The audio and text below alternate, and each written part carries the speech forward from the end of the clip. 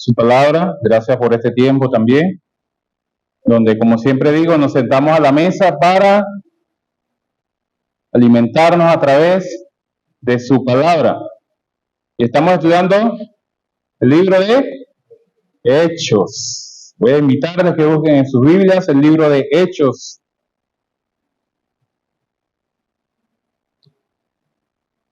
Hechos capítulo 2, versículos del 1 al 13.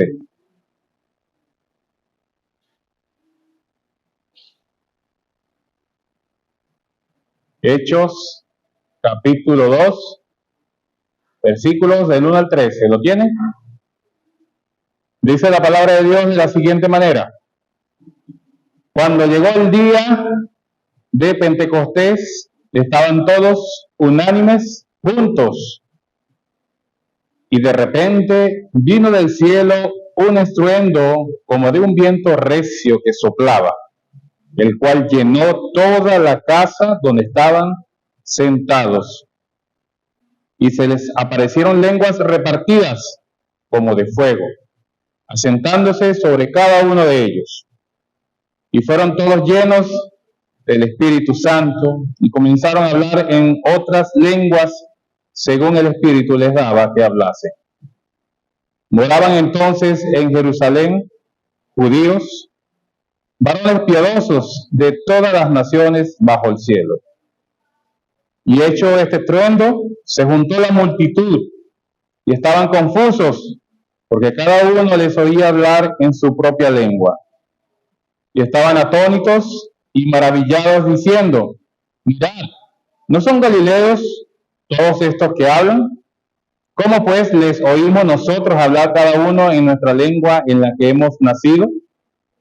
Partos, medos, elamitas, y los que habitamos en Mesopotamia, en Judea, en Capadocia, en el Ponto y en Asia, y en Frida y Panfilia, en Egipto y en las regiones de África, más allá de Cirene, y romanos aquí residentes, tanto judíos como prosélitos, cretenses y árabes, les oímos hablar en nuestras lenguas las maravillas de Dios. Y estaban todos atónitos y perplejos, diciéndose unos a otros: ¿qué quiere decir esto? Mas otros, burlándose, decían: están llenos de mosto. Señor Dios Todopoderoso, en esta mañana te damos gracias una vez más, porque nos permites tener esa libertad, Padre, que no tienen muchos. Y es que nos juntamos todos en comunión acá, Dios, para escuchar tu palabra, para estudiarla, Señor, y aprender de ella. Habla nuestras vidas, Señor, en esta mañana. Habla nuestros corazones, Padre, que podamos entender cada palabra que usted trae para nosotros en esta mañana. Que no solamente quede en entenderlas, sino también en aplicarlas sobre todas las cosas, Señor, a nuestras vidas. Bendícenos, Dios, te lo pedimos todo en el nombre de Jesús. Amén y amén. Muy bien, hermano, piensa por un momento en algo que estuviste bastante tiempo esperando. Piensa así en su mente allí, algo que usted estuvo bastante tiempo esperando. Las que son madres van a pensar primero en su primer hijo.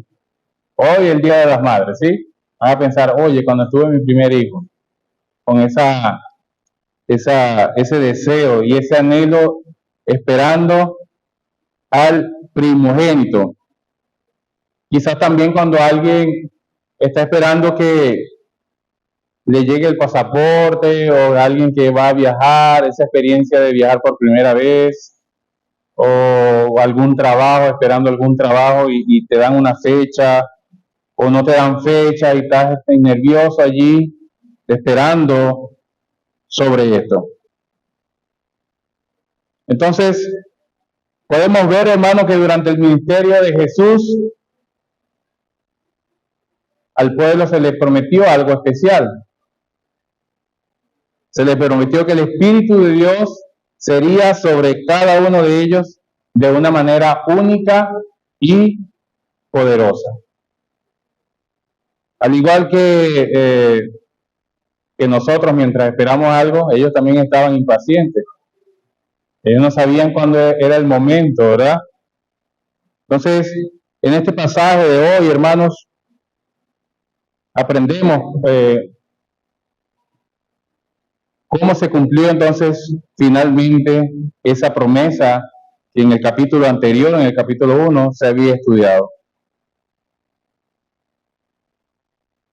El capítulo 2 describe el maravilloso momento cuando el Espíritu Santo vino sobre los primeros cristianos en esa era tan importante, ¿verdad?, de la iglesia, que desde ese momento cambiaría para siempre. Cambiaría porque iba a llegar el Espíritu Santo.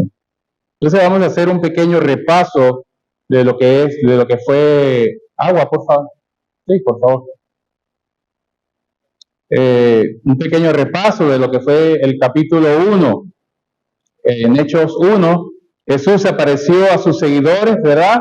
Le dijo que esperaran esa promesa de Dios. Quédense tranquilitos por allí, que dentro de no muchos días va a venir la promesa del Padre. Jesús allí mismo en el capítulo 1 dejó la tierra y los discípulos oraron y se prepararon para lo que había de venir, para lo que estaba de venir. Entonces ellos estaban juntos, unánimes, en oración, estaban teniendo comunión los unos con otros. Y en esta mañana vamos a estudiar el capítulo 2, ¿verdad? Y estamos del versículo 1 al capítulo 13, que lleva por título el derramamiento de la promesa. Y a continuación voy a mencionar algunas características del derramamiento de la promesa. Y esa promesa, a ver, ¿cuál era esa promesa? El Espíritu Santo. Quiero ver si estaban conmigo allí, ¿eh? El Espíritu Santo. Y fue de una manera sobrenatural. Allí en sus semanarios pueden ubicarlo en la parte de atrás, lo que es la enseñanza, ¿verdad? Y esta característica del derramamiento de la promesa del Espíritu Santo fue de manera sobrenatural. Y lo vamos a ver en el versículo 1 y 2. Cuando llegó el día de Pentecostés, estaban todos unánimes juntos. Y de repente vino del cielo un estruendo como de un viento recio que soplaba, el cual llenó toda la casa donde estaban sentados. Fue, hermanos, en el día de Pentecostés que la programación soberana de nuestro buen Dios requería que el Espíritu Santo descendiera. Y fue en ese momento cuando hubo el derramamiento de esa promesa. Cabe destacar, hermanos, que el descender del Espíritu Santo no fue inducido por lo que los apóstoles y los que estaban allí estaban haciendo. Sí, ellos estaban unánimes, estaban orando, y realmente esto no fue un requisito para decir vamos a orar para que el Espíritu Santo venga, vamos a reunirnos, estar juntos unánimes para que el Espíritu Santo venga, haciendo un estilo ritual. No, no era de esa manera. Realmente era por pura soberanía de Dios que el Espíritu Santo iba a descender. Entonces, el relato de Lucas acá en Hechos señala únicamente la soberanía de Dios como la causa del descenso del Espíritu Santo. Y vemos que sucedió en el Pentecostés. ¿Y qué significa Pentecostés? 50º. Es el nombre del Nuevo Testamento para fiesta de las semanas o de la cosecha, que se celebraba 50 días después de la Pascua. Recuerden que en los días de la Pascua Jesús estuvo con los discípulos 40 días y luego los otros 10 días ellos estuvieron juntos allí, y fue cuando se juntaron en el aposento alto, cuando descendió entonces el Espíritu Santo. Cuando nosotros estamos leyendo, hermanos, estos pasajes aquí en Hechos, no podemos evitar darnos cuenta de que Lucas trata de enseñarnos y trata de decirnos que este evento fue un acto sumamente sobrenatural. Fue un acto sobrenatural de Dios, eso quiere decir un milagro. Y es razonable decir que estas cosas descritas en el pasaje usualmente no suceden.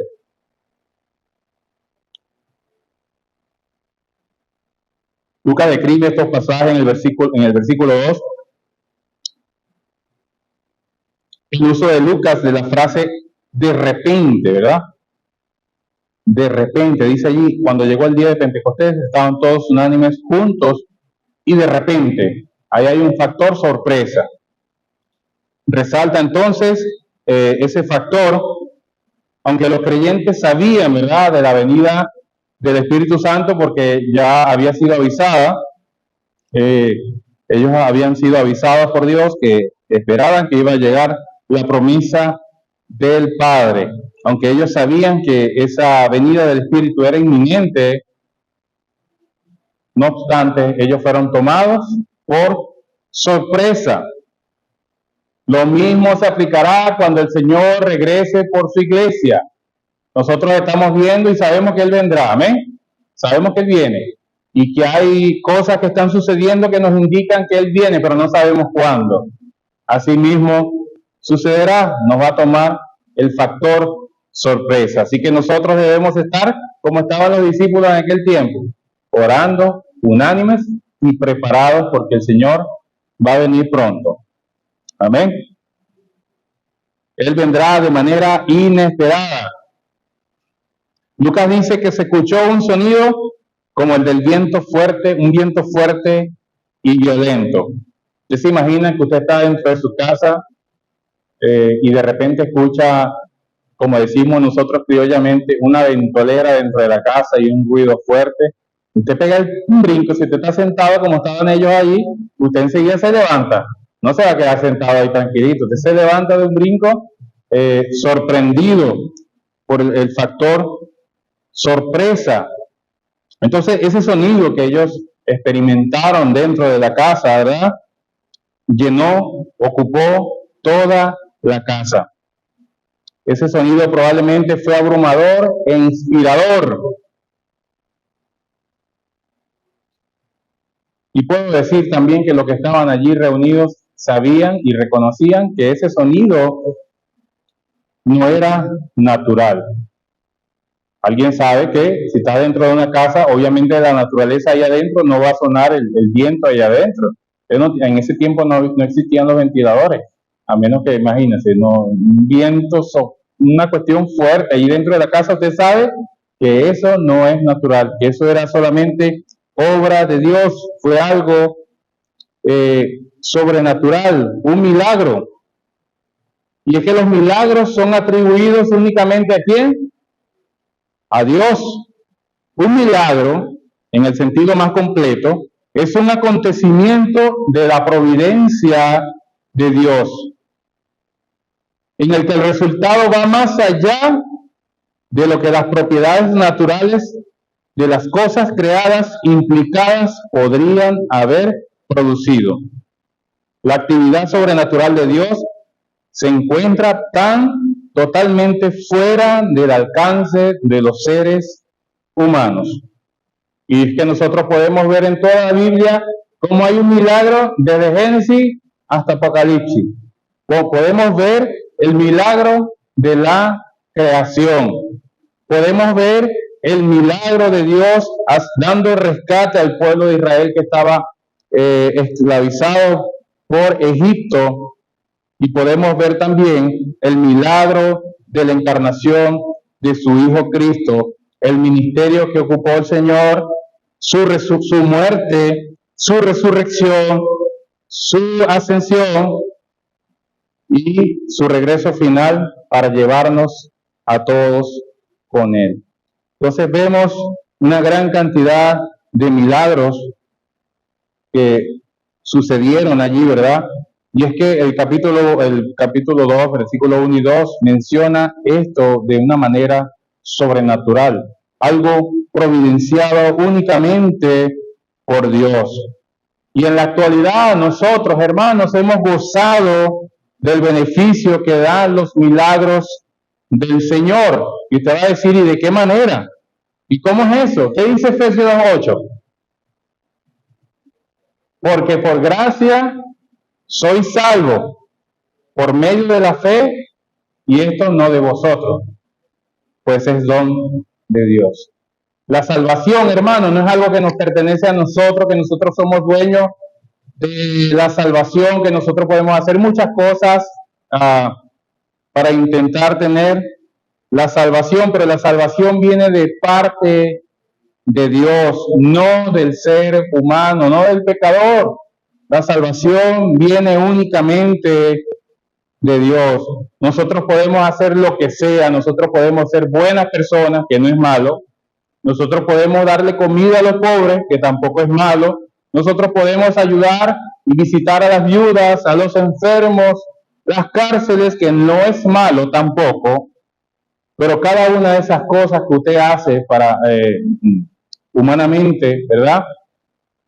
Usted no se hace acreedor de la salvación por eso, porque la salvación es un milagro de parte de Dios para cada uno de nosotros. La misma Biblia lo dice, y esto no de vosotros, pues es don de Dios, es un regalo de Dios, no por obras, para que nadie se gloríe. Entonces podemos ver que la salvación es parte de la soberanía de nuestro Señor. No podemos tener el Espíritu Santo en nuestras vidas si no es por la providencia y soberanía de Dios. Hasta la misma fe es parte del don de Dios. Entonces, el Espíritu Santo, cuando vino en ese tiempo en el Pentecostés, vino de manera sobrenatural, y en cada uno de nosotros viene de manera sobrenatural. ¿Por qué? Porque no nos pertenece a nosotros, que pertenece a Dios. Y otra característica del derramamiento de la promesa es evidente por la manifestación. Se hace evidente por la manifestación. Los versículos 3 y 4 dice: y se les aparecieron lenguas repartidas como de fuego, asentándose sobre cada uno de ellos, y fueron todos llenos del Espíritu Santo, y comenzaron a hablar en otras lenguas, según el Espíritu les daba que hablasen. Y se les aparecieron lenguas repartidas como de fuego. Esas llamas realmente no eran fuego literal, ¿ok? Por eso que el escritor aquí dice como de fuego. Él no dice aquí, y se le repartieron lenguas repartidas de fuego, ¿ok? Sino como de fuego. Entonces no eran de fuego literal.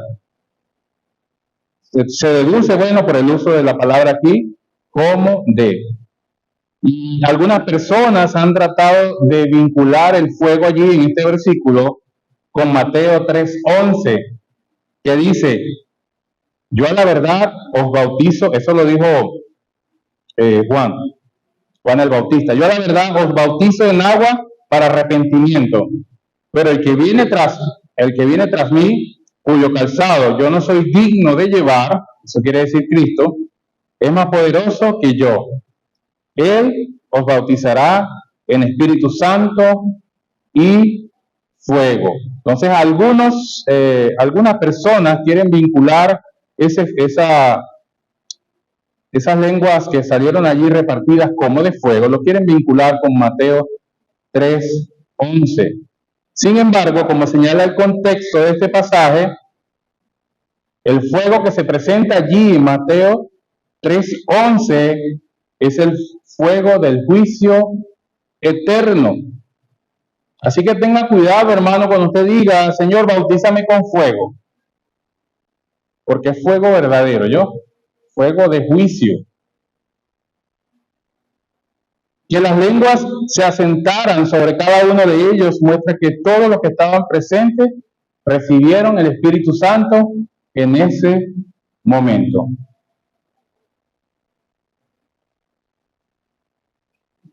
Y fueron todos llenos del Espíritu Santo y comenzaron a hablar en otras lenguas, según el Espíritu les daba que hablasen.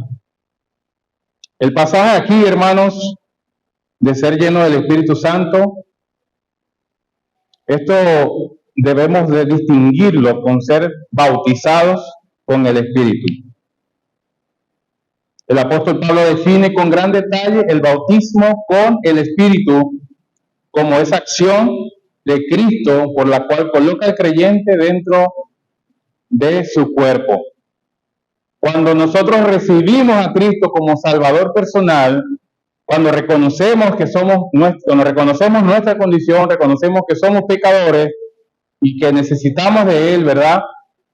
Y que reconocemos que Él murió, resucitó, se levantó de los muertos y que vendrá por su iglesia. Cuando nosotros reconocemos todo esto, nosotros en ese momento, como decimos comúnmente, cuando recibimos a Cristo como Salvador personal, estamos siendo bautizados por el Espíritu. Y es en ese momento cuando nosotros pasamos a formar parte del cuerpo de Cristo. Bautismo con el Espíritu. Desde ahí usted pasa de ser un huérfano callejero a ser adoptado como hijo de Dios. Entonces, de esa manera nosotros pasamos a ser parte del cuerpo de Cristo. Y hay muchas enseñanzas erradas hoy en día, hermanos, y en ninguna parte del Nuevo Testamento se ordena a los creyentes a buscar el bautismo por el Espíritu. El bautismo por el Espíritu, como había dicho, es algo sobrenatural de parte de Dios, es una acción soberana, única e irrepetible de parte de Dios. La Biblia, por otro lado, la Biblia sí nos llama y nos insta a llenarnos del Espíritu Santo. Allí sí, vamos a llenarnos del Espíritu Santo. Y eso se consigue a través de una correcta relación con Dios, con el Señor, donde se lleva a cabo el control, Él toma el control de nuestras vidas por parte del Espíritu Santo. Y cuando digo el control, es porque muchas veces le damos más el control a la carne que al Espíritu Santo. Cuando nosotros estamos llenos del Espíritu Santo, créeme que la carne va a estar en un rinconcito por allá. Y quien va a estar ejerciendo el control es el Espíritu Santo. Y suele pasar cuando estamos manejando en la vía y se nos atraviesa alguien de repente o nos tira el carro. Ahí está la carne en una esquina queriendo moverse allí y estamos nosotros respirando profundo también ahí. Es una batalla diaria, hermano. Pero esa llenura del Espíritu Santo la buscamos cuando nos apartamos del pecado, cuando buscamos de Dios cada día, cuando leemos su palabra, cuando oramos, cuando venimos a la iglesia también. De esa manera podemos entonces estar llenándonos del Espíritu Santo a través de la lectura, del estudio de su palabra y sobre todo cuando hacemos morir lo terrenal en nosotros. Cuando en todo momento los creyentes someten sus decisiones de vida al control de Dios, andan en espíritu. Cuando nosotros tomamos una decisión y lo primero que hacemos es ponerla en manos de Dios y oramos a Dios por buscar dirección, estamos reconociendo al Señor como soberano y estamos manifestando llenura del Espíritu Santo. Cuando nosotros tomamos decisiones y nos da igual si le decimos no al Señor, realmente estamos actuando con inmadurez y no estamos mostrando llenura del Espíritu Santo.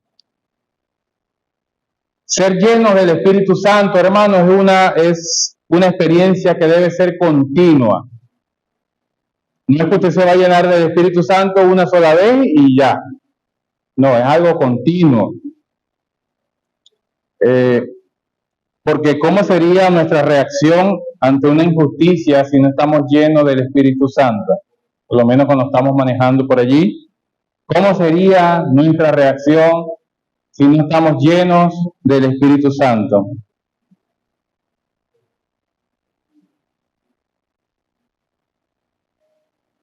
Pedro, aunque fue lleno inicialmente en el día del Pentecostés, ¿verdad? Fue lleno otra vez en Hechos 4:8. Eso quiere decir que de manera continua. Nosotros podemos ir llenándonos poco a poco como esos tanques de agua por allá afuera, poco a poco, y vamos mostrando el control del Espíritu Santo en nuestras vidas. Vemos también muchas de las mismas personas llenas con el Espíritu en Hechos 2, que fueron llenas también en Hechos 4:31. Hechos 6:5 describe a Esteban como un varón lleno de fe y del Espíritu Santo. Hechos 7:55 registra otra vez su llenura. Pablo estuvo lleno con el Espíritu Santo en Hechos 9:17 y de nuevo en Hechos 13:9. Esto no es que el Espíritu Santo salió de Pablo y en el 9:17 que entró, salió y luego en el 13:9 volvió a entrar. No, estamos hablando de la llenura del Espíritu Santo. La llenura del Espíritu Santo, hermano, es una evidencia de la manifestación del Espíritu Santo.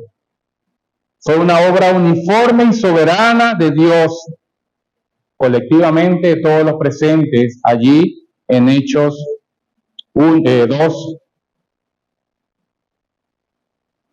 En ese instante sucedió pues el bautismo en el Espíritu. En ese momento todos ellos hicieron parte de un cuerpo espiritual y ese cuerpo espiritual es Cristo.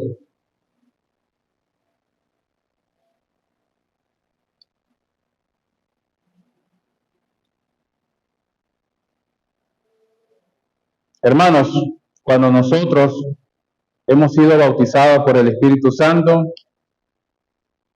muchas de las cosas que suceden en ese momento es que el anhelo de crecer, el anhelo de llenarnos más de Él, de conocer más del Señor. Es un deseo. Estaba pensando en Josué Elías, ¿verdad? Que está por allí, recién nacido. Bueno, ya no está recién nacido, ¿ok? Ya está en otra etapa que no recuerdo cómo se llama. Pero en los primeros días, él no quería despegarse de su mamá y todavía está pegado allí, ¿sí? Pero así debe ser en nosotros. No se ha dado cuenta que yo por lo menos cuando recibí a Cristo, yo recuerdo, yo estaba en la adolescencia y yo recuerdo como si fuese ayer. Y es verdad, hermano, yo estaba como quien dice, deseando alimentarme más de la Biblia. Y al pasar del tiempo, vamos llenándonos poco a poco y muchas veces nos vaciamos y otra vez nos llenamos otra vez. Y si tratamos de pensar, cónchale, yo no estoy como cuando al principio, que estaba con aquel deseo como los niños recién nacidos, ¿verdad? Debemos alimentarnos de la palabra de Dios. Una vez que crecemos, ya necesitamos alimento sólido. Entonces, es hora, hermanos, de nosotros poner de nuestra parte y de que cada día tengamos ese anhelo por el Señor, ese anhelo de alimentarnos como los niños recién nacidos. La llenura del Espíritu Santo es algo progresivo y la evidencia en la manifestación del Espíritu Santo es a través de los frutos del Espíritu. Lo leímos anteriormente, Gálatas 5:22, más el fruto del Espíritu es amor, gozo, paz, paciencia, benignidad, bondad, fe, mansedumbre, templanza. Contra tales cosas no hay ley. Hermanos, la manifestación del Espíritu Santo en nuestras vidas es cuando nosotros empezamos a dar frutos. Cuando cometemos también un pecado, el Espíritu Santo nos redarguye y hay fruto también de arrepentimiento genuino. Desechamos eso y no queremos saber más nada de eso y queremos continuar creciendo en nuestra fe. Así que, hermanos, de su corazón, como fruto del Espíritu Santo, debe haber amor, el amor los unos por los otros. Debe haber un gozo, ese gozo que muchas personas no entienden, ese gozo que en los momentos de tribulación usted siente, es algo que es un poco difícil de explicar. Y yo, hace 3 años, cuando mi mamá partió con el Señor, yo sentía, por un lado, una tristeza en lo terrenal, pero por el otro lado tenía un gozo.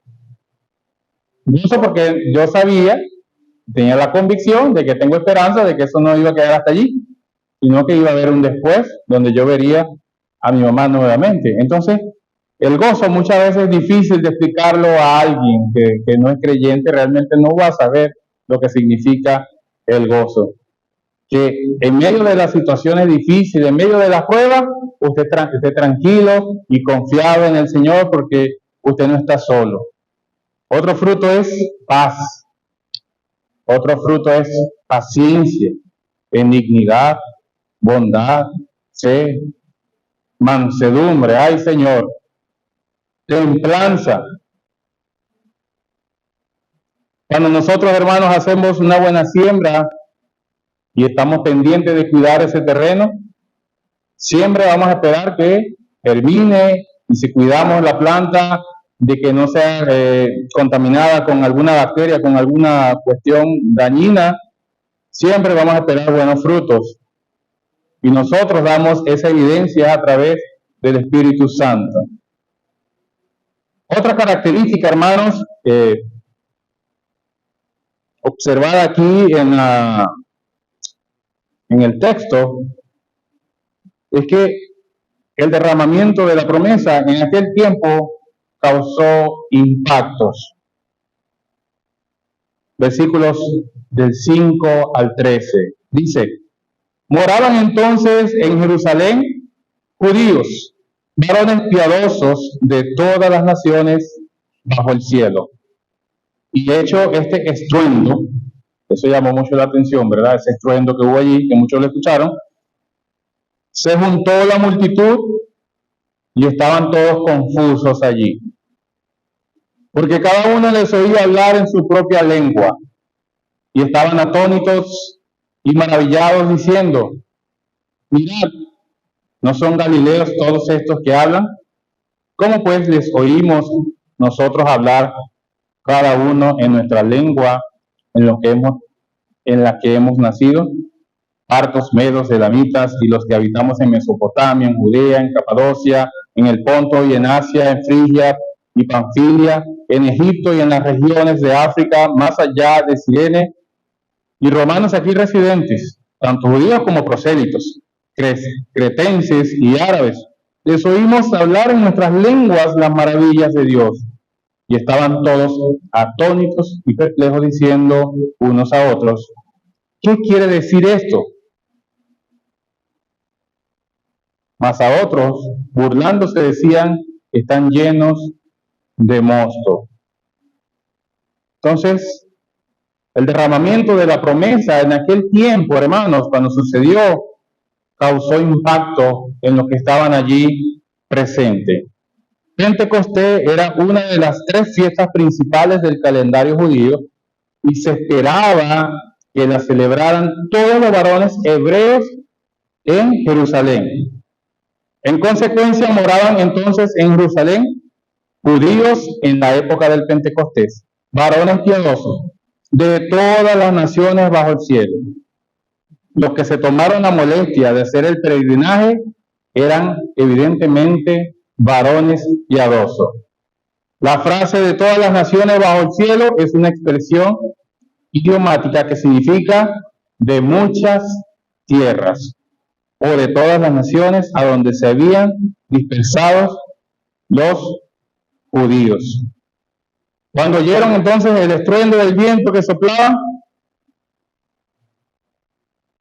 se juntó la multitud en las inmediaciones del aposento alto. Todos llegaron allí sorprendidos cuando escucharon ese viento fuerte. Lo que hallaron al llegar los dejó totalmente asombrados. Ellos quedaron confusos. ¿Cómo puede ser que estos personajes estén hablando en nuestras propias lenguas? Fueron señales sobrenaturales y tuvieron el efecto deseado realmente. Captaron la atención de la multitud que se agolpó allí a mirar a Pedro, y es que vamos a estudiar la próxima semana acerca de lo que Pedro estuvo hablando allí. Y lo que más sorprendió a ellos, a los que estaban allá, era que los que hablaban eran galileos. Eso fue impresionante para ellos, ver a los galileos rurales, porque ellos lo veían como unos maleducados, como unos ignorantes, como personas que no sabían nada. Es como, no sé, si usted, vamos a hablar que si nos metemos nosotros al vertedero de basura de aquí de Cambalache, donde hay un montón de gente que no estudia ni nada, y de repente usted lo escucha hablando inglés, francés, y usted dice, ¿cómo es esto? ¿Cómo es que esta gente está hablando francés, inglés y alemán aquí? No, no puede ser.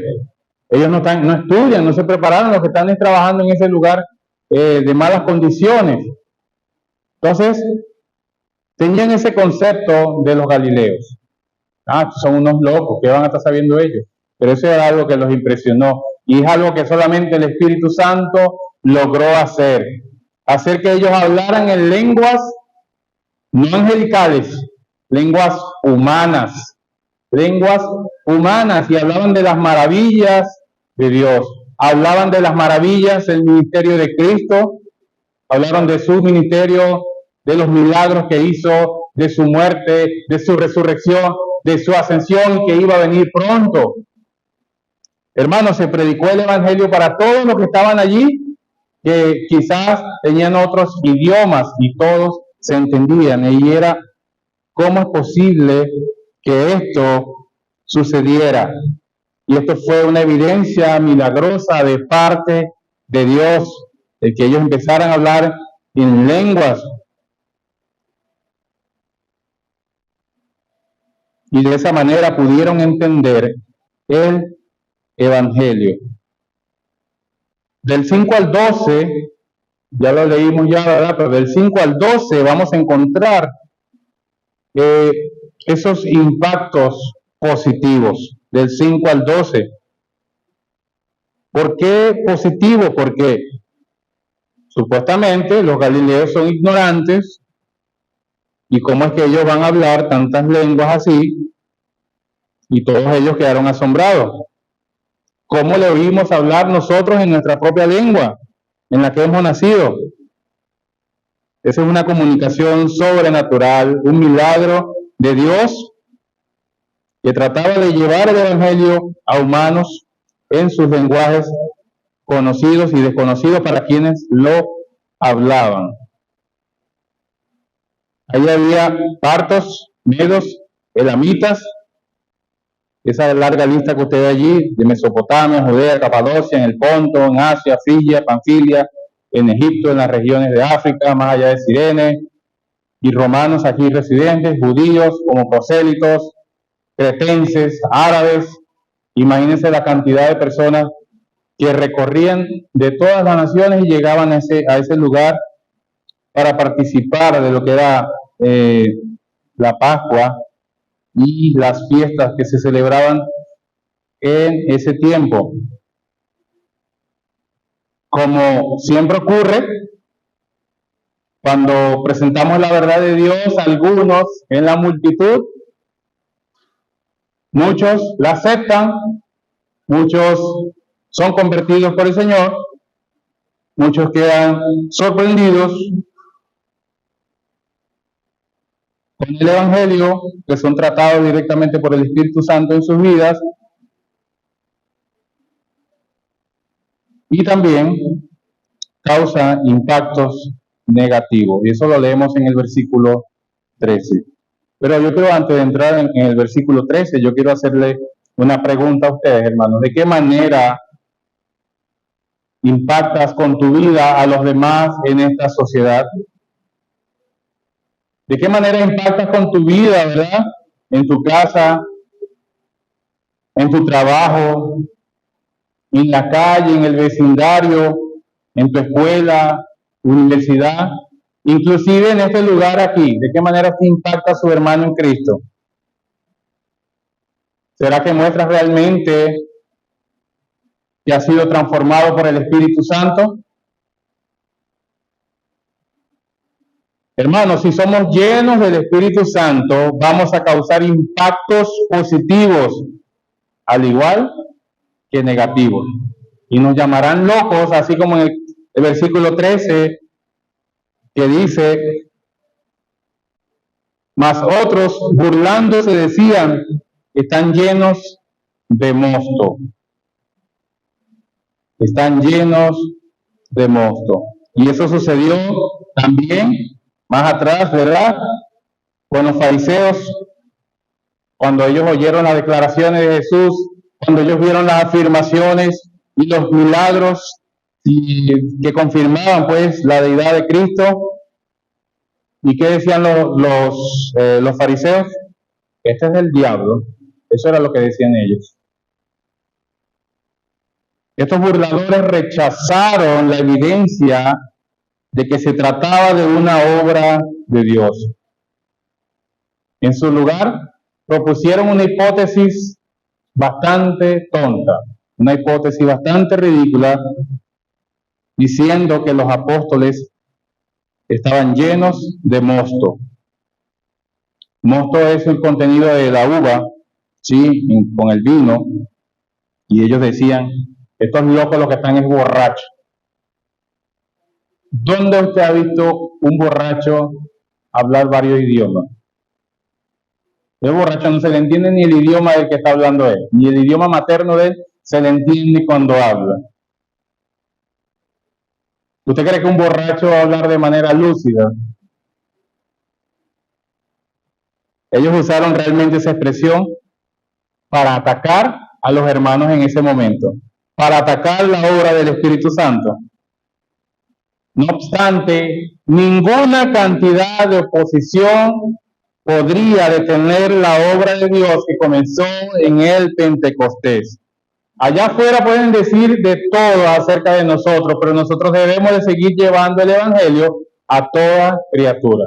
Debemos de seguir obedeciendo el mandato de Dios. Cuando salimos a llevar el Evangelio por aquí, por la Guarapiche, muchas personas nos tratan mal, nos rechazan, mayormente en la ferretería, porque usted sabe la nación de donde son ellos, la práctica que tienen ellos. Mayormente vemos allí un rechazo de ellos. Y dicen: Jesús murió solamente. ¿Será que Jesús murió solamente por ti? Porque por mí no, dicen ellos. Y eso muchas veces trata de hacernos sentir mal y de abandonar lo que estamos haciendo, porque no creo que podamos hacerlo, pero es que nosotros lo hacemos por el poder que el Espíritu Santo da en nuestras vidas, y nosotros no hay ninguna oposición que pudiera detener la obra de Cristo. Así que mi consejo para todos ustedes, y para mí mismo que me estoy dando un consejo, vamos a echar para adelante la obra que Dios nos mandó a hacer. Y una pregunta, hermanos, para culminar: ¿cómo respondes a esa promesa que ha sido derramada en tu vida? Como hijos de Dios, debemos pensar que tenemos un gran privilegio. Así como dijo la hermana Carla en el tiempo de misiones, tenemos un gran privilegio, ¿sí?, de llevar el Evangelio. Pero en este caso nosotros tenemos el gran privilegio de haber recibido la promesa del Padre, que es el Espíritu Santo, y que es nuestra responsabilidad llenarnos de Él y demostrar que estamos sometidos a la voluntad y el control de Dios, impactando vidas que no tienen a Cristo y vidas que también tienen a Cristo, para gloria de su nombre. Allí en el semanario hay algunas preguntas que vamos a compartir dentro de unos minutos. Y vamos a orar, hermanos. Vamos a orar. Amado Dios, te damos gracias una vez más por este tiempo, Señor, que hemos tenido del estudio de tu palabra. Te damos gracias, mi Dios, porque no estamos solos. Tú estás con nosotros. Tu Espíritu Santo, Señor, está en nuestras vidas, que nos ayuda a seguir adelante, nos redarguye de pecado, Señor. Ayúdanos, pues, Padre, a poder dar esos frutos que solo tu Espíritu Santo da. Que manifestemos, Señor, el control de tu Espíritu Santo en nuestras vidas a través de las obras que te agradan a ti solamente, Señor. Que podamos tener amor entre nosotros, tener paz, gozo, benignidad. Todos estos frutos del Espíritu Santo, Señor, puedan abundar en nuestras vidas. Permite también, Señor, que impactemos a los de afuera, inclusive los de aquí adentro, Señor, con la llenura de tu Espíritu Santo. Que otros puedan ver la madurez de cada uno y puedan sentir también, Señor, el deseo de seguir creciendo, Señor, en tu palabra. Gracias, Señor, por tu Espíritu Santo, quien nos capacita, quien nos alienta, Señor, cada día, quien nos ayuda, Padre, en los momentos difíciles, cuando no queremos hacer las cosas que te agradan. Tu Espíritu Santo está allí, Señor, redarguyéndonos de todo pecado. Gracias te damos por todo, Dios, y todo te lo pedimos en el nombre de tu Hijo amado Jesús. Amén y amén. Dios le bendiga, hermanos.